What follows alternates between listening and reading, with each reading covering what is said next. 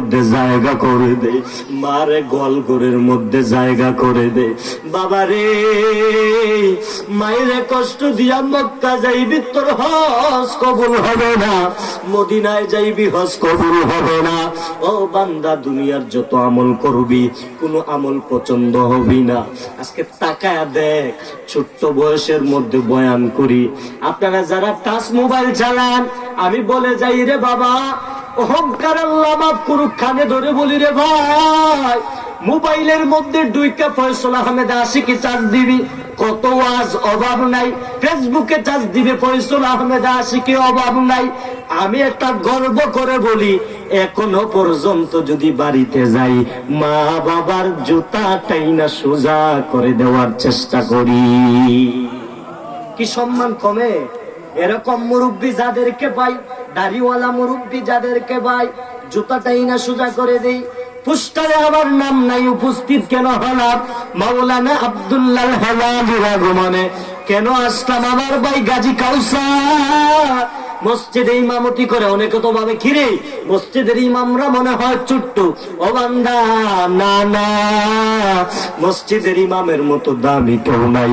5,000 টাকা বেতন পায়, 4,000 টাকা বেতন পায়, সর্বোচ্চ 10,000 টাকা বেতন পায়। ইমামদেরকে তো আমরা হিসাবই করি না। আমিও মসজিদের খাতিব, আমিও জুমা চালাই। আপনারা তো মনে করেন ইমামরা না জানে কি? আচ্ছা, দুনিয়ার জমিনের মধ্যে কুকুর বেশি না গরু বেশি? কি কথা কয় না? একটু জোরে আওয়াজ দেন না, কি বেশি? গরু বেশি। আরে বান্দা, দুনিয়ার মধ্যে হাজার হাজার গরু জবাই হয়, দুনিয়ার মধ্যে কোটি কোটি কোটি গরু জবাই হয়। রমজানের পরে গরু জবাই, কুরবানির মধ্যে ঘরে ঘরে গরু জবাই। কুকুর তো কোনো মানুষে জবাই করে না, এরপর কুকুরের সংখ্যা কেন কম? আল্লাহ কয় বনি আদমের জন্য হারাম করে দিলাম। ওরে বান্দা, গরু বাচ্চা দেয় একটা, কুকুরে বাচ্চা দেয় 4 থেকে 5টা। গরুর সংখ্যার চেয়ে কুকুরের সংখ্যা বেশি হওয়ার দরকার। কেন কুকুরের সংখ্যা কম, গরুর সংখ্যা বেশি? আল্লাহ কয় বনি আদমের জন্য হালাল করলাম গরু, কুকুরকে আমি আল্লাহ হারাম করে দিলাম।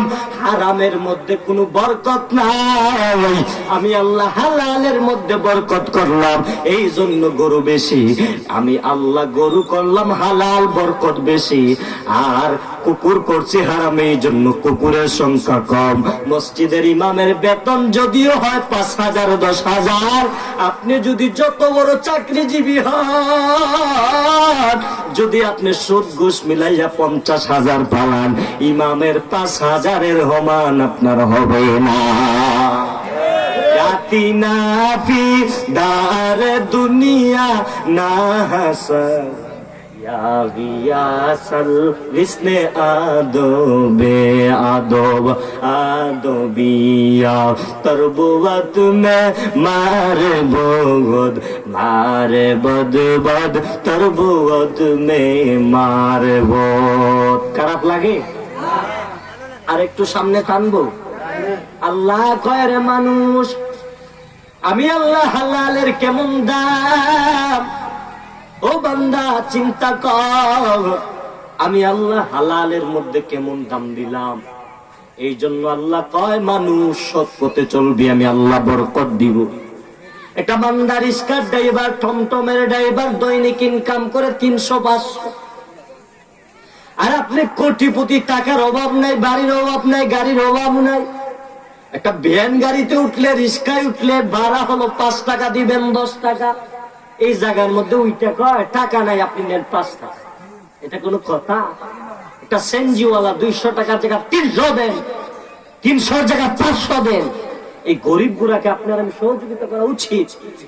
তাহলে দুনিয়ার জমিনের মধ্যে যদি নিয়মিত মানুষের দান শ্রদ্ধা করত, আমার আগে ভাই আলোচনা করছে, তাহলে বাংলাদেশে আর কোন গরিব থাকতো না। আজকে মানুষ তো গরিবকে দেখে না।